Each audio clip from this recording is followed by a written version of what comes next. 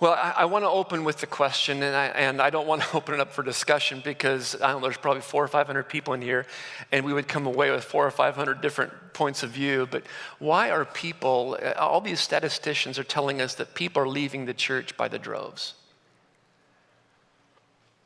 Many parents in my generation who have raised adult children weep and grieve over the reality that their children that were raised in the church, maybe even this church, have left. They've left the church, they've left the faith. I think some Christians say, I haven't left the faith, I've just left the church. You can't separate those two. You can't accept Jesus as the groom if you don't associate with the bride. And whenever people ask me that, I want to redirect the question. I want to restate the question. Because the question is more interesting to me when it's asked this way, not why are people leaving the church, but why do we even go to church? That's the question I want to ask. Why do we go to church? I know that we are the church, and this is not the church. I recognize that, but let's face it, we were all discipled to say, I go to church, meaning this building, but we all know that we are the church. We don't go anywhere except where the church goes. But why do we come on Sundays? And there's a ton of reasons why. I go to church because it's Sunday, and I've been doing that since I was born, and that's just what I do. I go to church because that's where my spiritual family is, and I enjoy that. I go to church because I serve. I have responsibilities there. I'm an usher. I'm a greeter. I serve coffee. I teach Sunday school. I do camera work or sound work.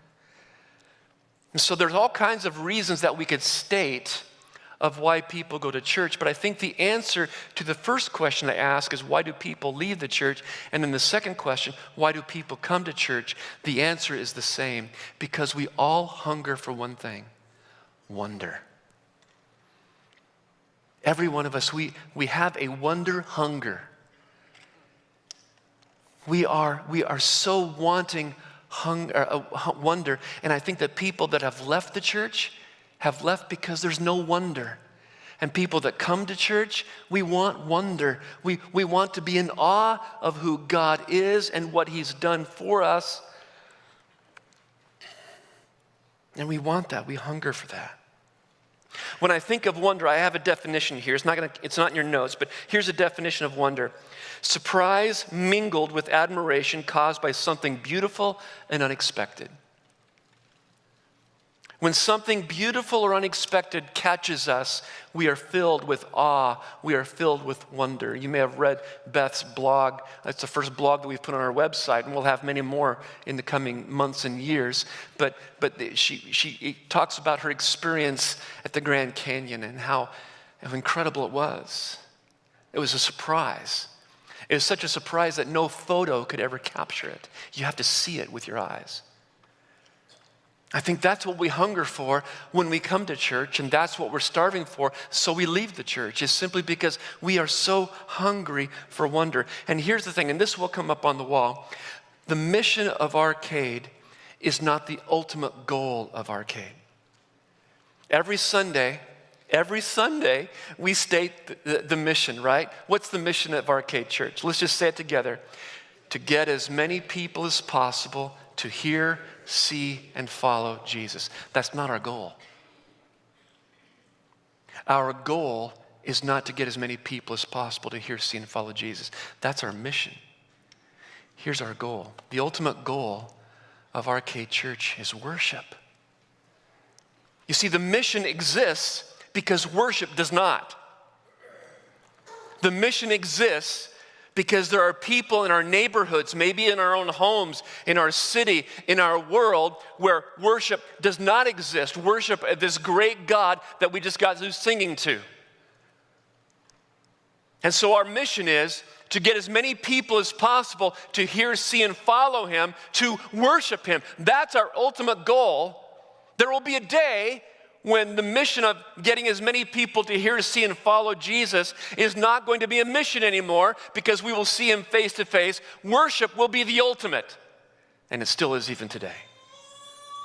It's one of the reasons why it is such a serious thing for us to be here. And one of the reasons why we're going to take a couple of weeks to talk about worship. Today's sermon is entitled Sunday, meaning today, talking about today, what goes on today. And then next Sunday, we're going to talk about Monday. Because so many times we've got our worship, we put our worship on. I'm trying to be really contemporary there. We put our worship on Sunday, and we do the Sunday thing, and then Monday is a drastically different life. Not that we blatantly reject everything we did on Sunday, but we just separate those two. So next Sunday, we'll talk about Monday. This Sunday, we're going to talk about today. We're going to talk about why we gather together. And what I want to do is I want to use Psalm 97. It's what we used just a few minutes ago. Psalm 97 to talk about this. And the heading, I guess you could say, is how can we regain our wonder? I really want that. I want, how can we regain that? You see, because wonder, let's face it, wonder is somewhat of an emotion. And I don't know about you, but I can't make myself feel something. I think that's why drugs and alcohol are so powerful, because it allows us to feel things that we can't muster on our own. But how can we, when it comes to Christ, how can we regain our wonder? I guess another title of this could be How to Go to Church. How to go to church. And I want to use Psalm 97 to think about these things. I'm hoping that you'll be blessed by this. I'm going to talk about three things. Number one, I think that when you come to Sunday service like this, into this room, there are things to ponder. And I deliberately use the word ponder. It's not usually in my vocabulary. I don't typically say, I feel like I'm just going through puberty or something. My voice is changing. But I don't typically use the word ponder, but it means what I want it to mean for the purpose of this point. Here's the definition of ponder. Something to think deliberately about before deciding. Something to think about deliberately before deciding. I think that's what has to happen on Sundays.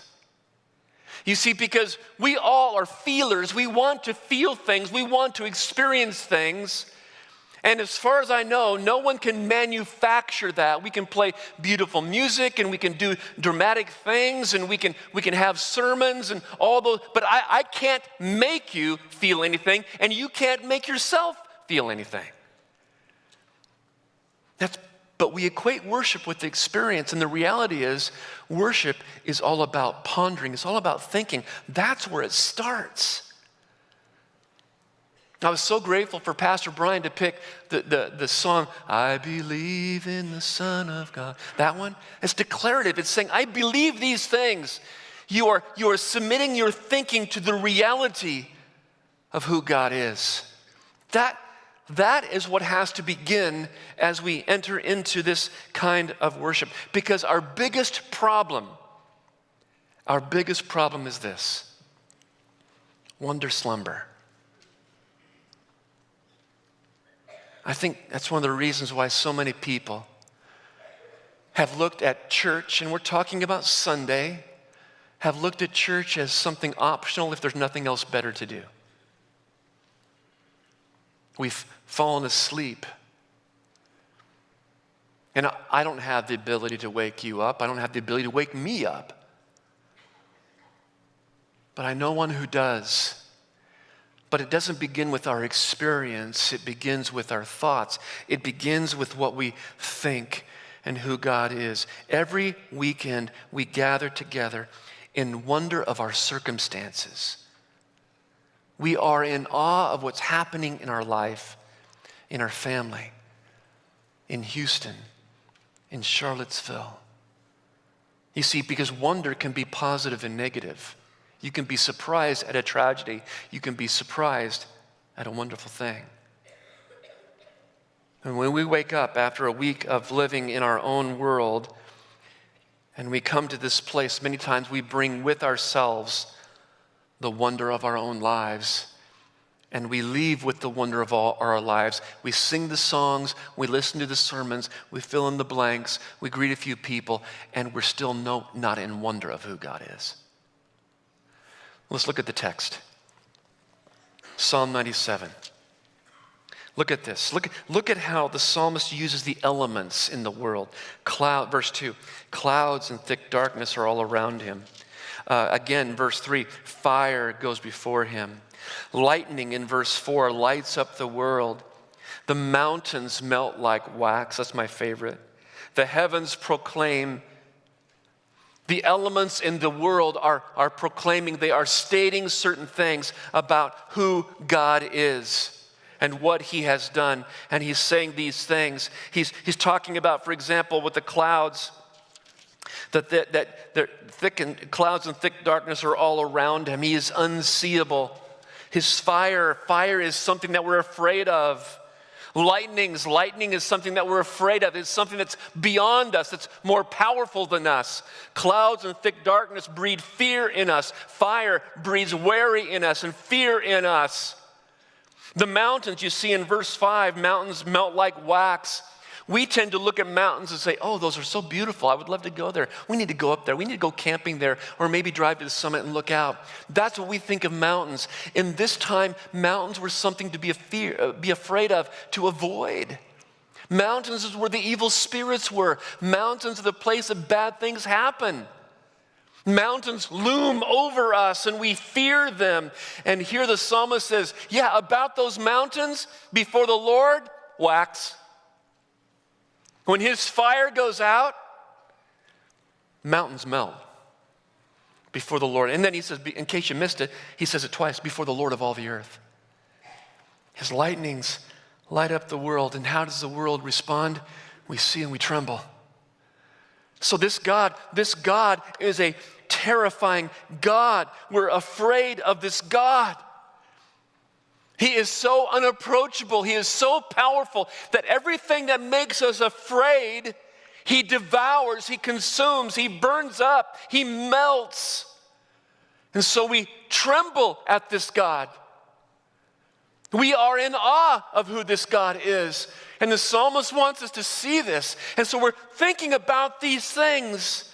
Every one of the songs that are chosen here at Arcade Church are with that in mind, to communicate the greatness and the power and the authority and the terrifying qualities of who God is. Remember the story of David and Goliath? Goliath goes out for 40 days. They're on one ravine, and the armies of Israel are on the other ravine. And Goliath marches every day to the valley of Elah, and he talks trash to the Israelites. He makes them feel small because they are in comparison to him. He's a giant. He is a fighting machine. He is a weapon of mass destruction. And every day he taunts the Israelites. And every day the Israelites just cower back. They don't move. It is crickets from the Israelite armies. And then you know the story. Barney Fife shows up. David, the scrawniest of all of the sons of Jesse, shows up to bring his brothers who are fighting lunch, and he hears the taunts of Goliath. He hears the trash talk from this giant. And what does he do? He says, you know what? I've been working out in the gym. I took a Taekwondo lesson once. I can take him on. Is that the conclusion that David had? David, we know, he goes and he takes on Goliath, but why did he take on Goliath? The reason why David took on Goliath was wonder. The Israelites avoided Goliath because of wonder. They were in awe of his size. They were in awe of his ability. They were in awe of his courage. They were in awe of Goliath to the point where they were afraid. David too was in awe, but not of Goliath. The reason why he took Goliath on was because his wonder and his awe was in a greater giant than Goliath. We see this a little bit in Psalm 97, where the psalmist is in awe of God to the point where he is terrifying. And in fact, if the psalm ended there, we would conclude, no one's going there. No one's approaching him. No one's coming to him. And then the psalmist has the gall in verse 1 to say, the Lord reigns, let the earth rejoice. Are you serious? Let the many coastlands be glad. Be glad because of clouds and thick darkness. Be glad of fire. Be glad of lightnings. Be glad that the mountains melt like wax. Be glad that the heavens proclaim his righteousness. Be glad in that. And then he goes even further in the next verse and talks about all those who worship idols, images. They are put to shame because they're boasting in someone who they think reigns over God. How silly is that? Worship him, all you gods. All you false gods, you don't have a personality because you're nothing. You're pieces of wood, pieces of clay, objects of desire. You've got nothing. But if you did, worship him. You worship him. The bottom line is this: the God of creation is a terrifying God. And one of the things that we forget is how wonderful and great he is. And so we, even though our eyes are open, our ears are open, we are somewhat attentive, we slumber in wonder. Think, ponder. Ponder but don't stop there. There's something else. Yes, by all means, our biggest problem is wonder, slumber. But here's our greatest sin. Our greatest sin is wonder replacement. You see, because you and I are hardwired to wonder. You and I, we've got this muscle in us that has to be exercised through awe and wonder. And we are always finding ways to pursue wonder. That's why in verse 9, for example, the psalmist says, "For you, O Lord, are most high over all the earth. You are exalted far above all gods." He has taken the terribleness that he has just talked about of God, his unapproachableness, and then he has exalted God. And he is saying, God, you are far more great than anything in this world. You are exalted far above any false gods, any replacement. Our greatest sin may not be sexuality. Our greatest sin may not be the addiction that you or I struggle with. Our greatest sin is that we have replaced the wonder of God with something else. We've replaced him. We come to church still. We do our thing, tick it off the list, and we do our thing at church, but the wonder is somewhere else. Think about this. If your mind has already been wandering this morning, I'd be willing to bet my ordination papers that you've wandered to what you really wonder. What you're really thinking about is probably what you wonder in. And for me too. We are hardwired. This is why people jump off cliffs and have a bungee cord attached to them. This is why people jump out of airplanes. This is why people do all kinds of crazy stuff. They want to manufacture the wonder. We've got this desire to be in awe of something. And so the psalmist says this awe is of God. Look at verse 8. Zion hears and is glad, and the daughters of Judah rejoice because of your judgments, O Lord. We are glad. He just gets through talking about all these wonders and all these elements that breed fear and unapproachability in God. And then all of a sudden he says, Zion hears and is glad. The daughters of Judah rejoice because of your judgments, O Lord.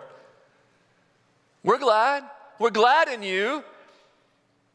For you are, Lord, most high over all the earth. And then verse 10, oh, you who love the Lord, hate evil. Hate evil. He preserves the lives of his saints. He delivers them from the hand of the wicked. Light is sown for the righteous and joy for the upright in heart. That light sown, some of your translations say dawn. The dawn comes on so that you can see your way. This God who is so terrifying, this God who is so mysterious, this God is so powerful that can melt mountains like wax. He preserves you. He delivers you. He sheds light upon you so that we can be able to say, rejoice in the Lord, O you righteous, and give thanks to his holy name. Give thanks to his holy name. I think that we suffer from wonder replacement. By the way, that's what happened. That was the whole point of the serpent in the garden. What was the serpent appealing to? Their sense of wonder. You know what, Adam, Eve? You don't have to wonder in God. You can wonder in you. And the same temptation comes to us. In fact, in Romans chapter 1, you don't have to turn there, it should come up on the wall. In Romans chapter 1, we see what God says about the wrath of God. Let's look at it. For the wrath of God is revealed from heaven against all ungodliness and unrighteousness of men. Now, I want to stop right there because we tend to think that the wrath of God is coming. We tend to think of the wrath of God as being smiting, a smiting God, fire from heaven, kind of what we talked about in Psalm 97. But what Paul here is saying is, no, the wrath of God is not coming. The wrath of God is here. It has come. It has arrived. Why? Why would you say such a negative thing, Paul? Who, by their unrighteousness, suppressed the truth. The wrath of God has come because we, in our self-righteousness, we have buried the truth about God. We have suppressed the truth about God. For what can be known about God is plain to them because God has made it plain, has shown it to them. For his invisible attributes, namely his eternal power and divine nature, have been clearly perceived ever since the creation of the world in the things that have been made. So they are without excuse. For although they knew God, they did not honor him as God or give thanks to him, but they became futile in their thinking, their pondering, and their foolish hearts were darkened. They saw God clearly. The heavens proclaim his righteousness. All the people see his glory. Fire comes from heaven and burns up his adversaries. All of these incredible attributes of God, we see all of these things and we bury them. We bury them. Brothers and sisters, we are living in a time where there is wonder replacement at every turn. That's why we said a couple of weeks ago, and Jason alluded that just a few minutes ago, that what you and I are doing here today is an act of protest. We are saying to the world by our physical presence, there is no one else that reigns except the God of all creation. Politicians don't reign. Storms don't reign. Entertainment doesn't reign. The flavor of the month movie star doesn't reign. Ideologies do not reign. God reigns. I've got some pictures of some wonder replacements. This is a very well-known artist, Justin Timberlake, and I'm sure he's an excellent artist. And look at the hands here. Look at these people. They're demonstrating their admiration. And I wouldn't say that they're actually worshiping him. I think they're probably worshiping themselves. I'm worshiping the fact that I'm experiencing this. What's another picture? Well, we should have picked the Niners, but haven't been cheering about the Niners lately. So, so we got the Seahawks here. These guys, they're just good guys, probably like you and me. They love football, and they're going nuts apparently because the Seahawks won. And they're going crazy. And they're loving what they say, and they're demonstrating this. They are in wonder replacement. What's another one? I can't remember how many we have. Oh, there's our good friend Mick. And here he is leading the worship service.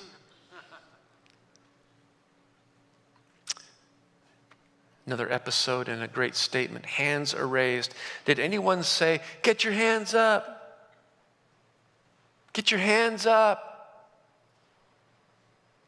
No, they're in wonder, and there's a physical demonstration to that wonder. There's a physical way to be able to do that. Oh, here's one more. I think this is a Super Bowl halftime show. After we get through worshiping football, we worship these people, and we raise our hands up. We go crazy with people. All of these people are encouraging us to have wonder replacement. We are being discipled to wonder in whatever's happening. And we fall into that all the time. But then all of a sudden we see light is sown for the righteous. Rejoice in the Lord, O you righteous, and give thanks to his holy name.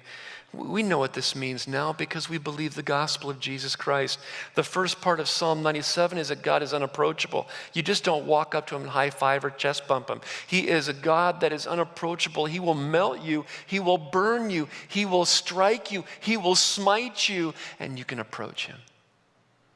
In fact, he is so terrifying that you are wise to approach him. You will never be able to flee from him. You will never be able to run from him. How in the world can we approach this unapproachable God? Because this unapproachable God approached you.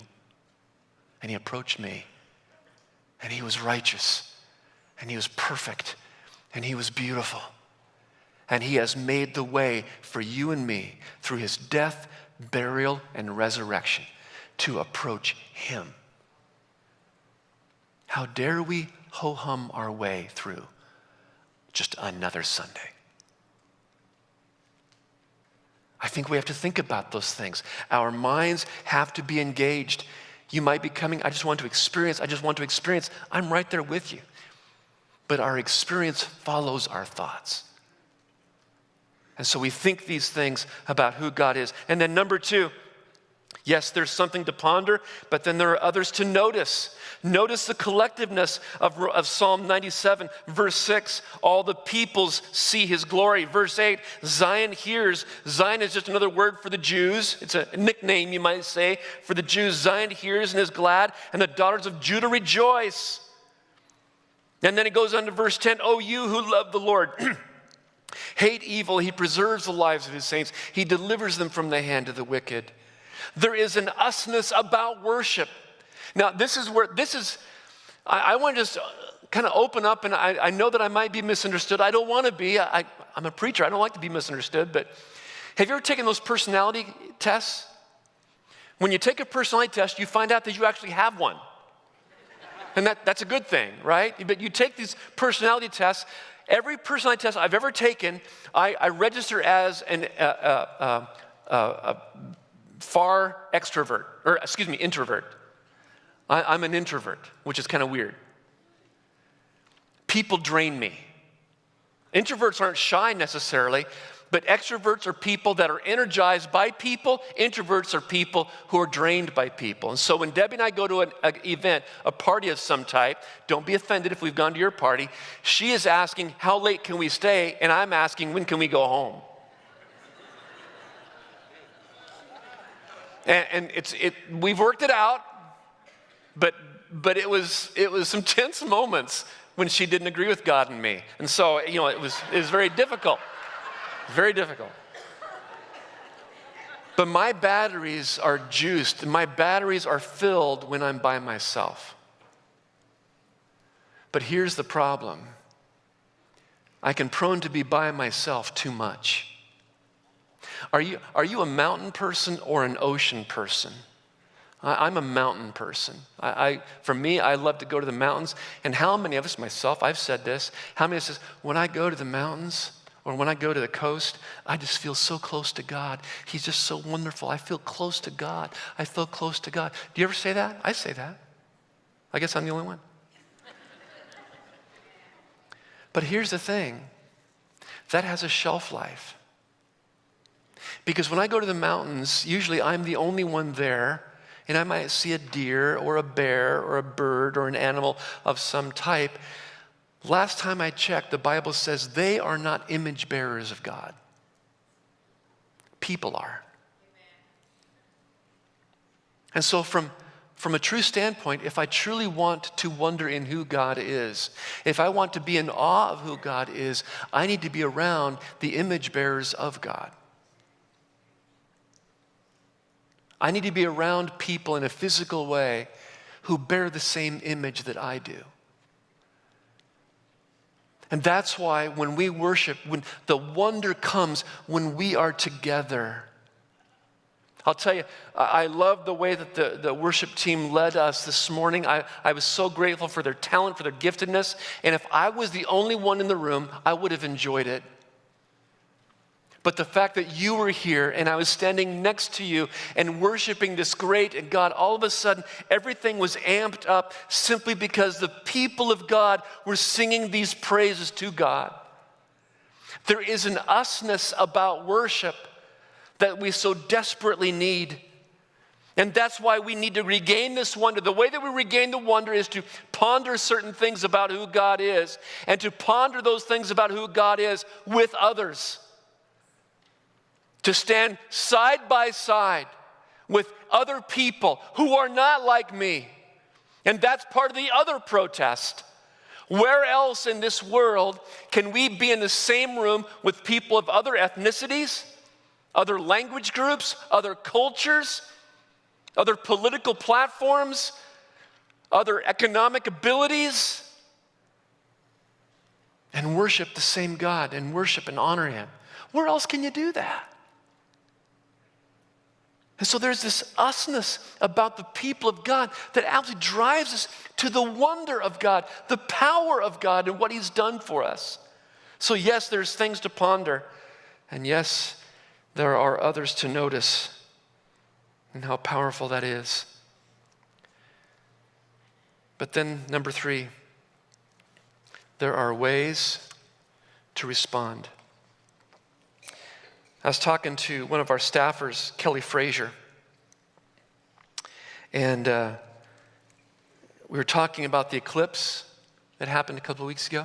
How many of you went out, wherever you outside, to look at? Yeah, a lot of us did. Apparently the whole world did.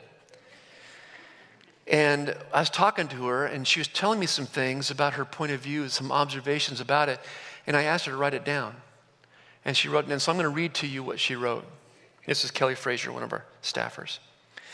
Isn't God's timing impeccable?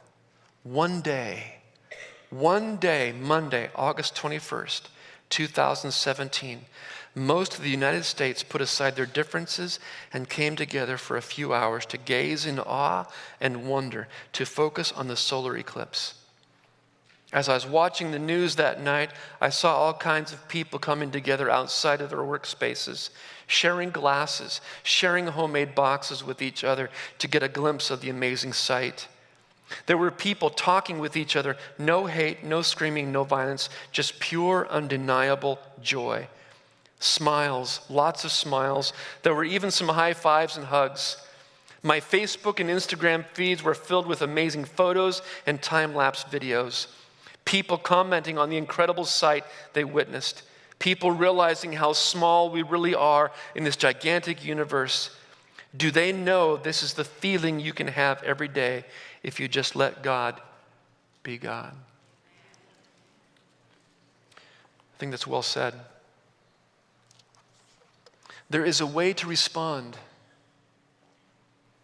There is a physicalness to worship that requires response. Here's some other religions, some slides I want to show you. These are people of other belief systems who do not believe in Jesus. Notice the physicality of their worship. They're engaged. They're involved. Another one. I think there's probably 2 or 3. Yeah, here are some folks probably in India or one of the Eastern countries. And this is how they worship. They, with the dust, the colored dust and things, they are worshiping. There is a physicality to the worship. Is there one more? I think there's one more.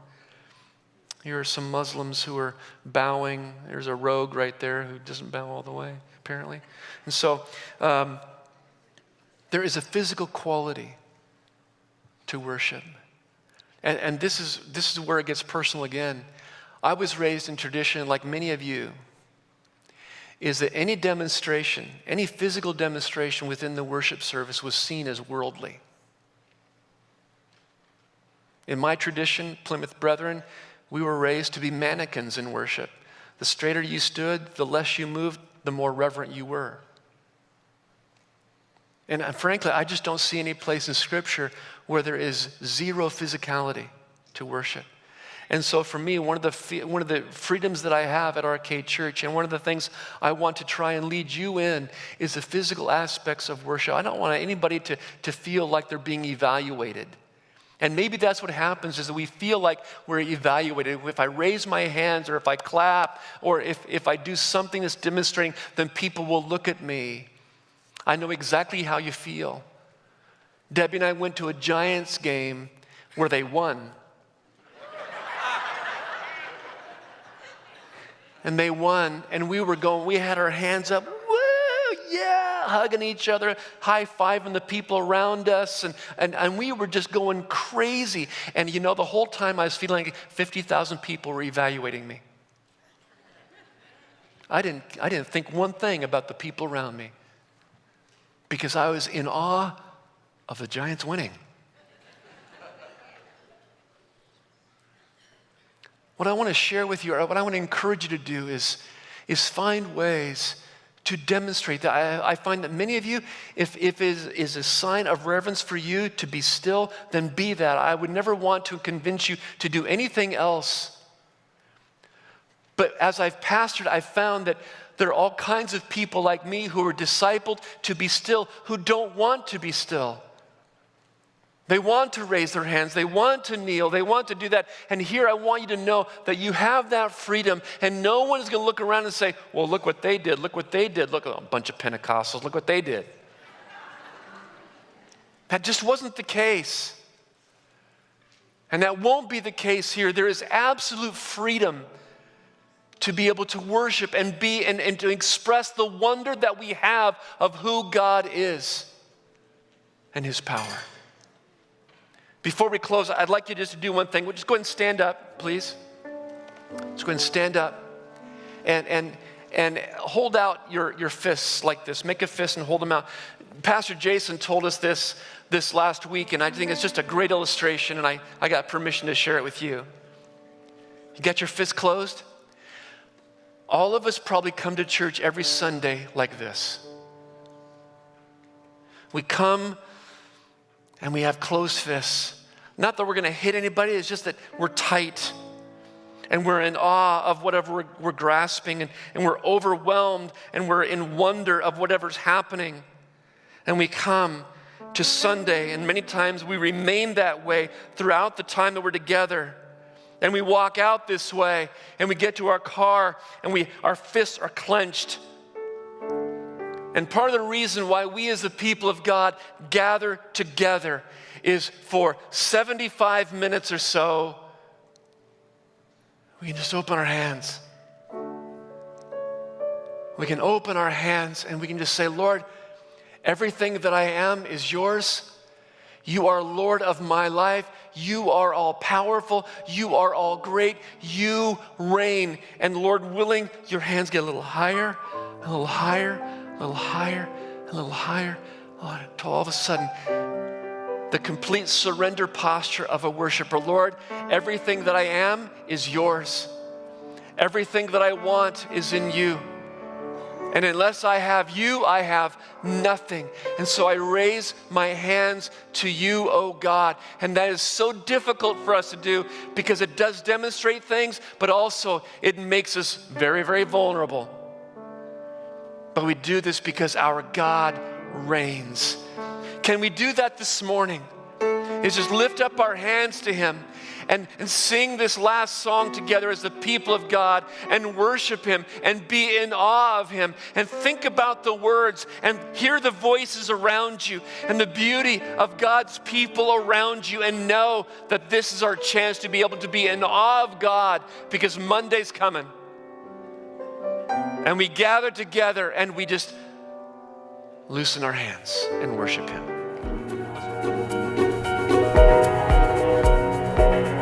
Thanks for listening to the Arcade Church podcast.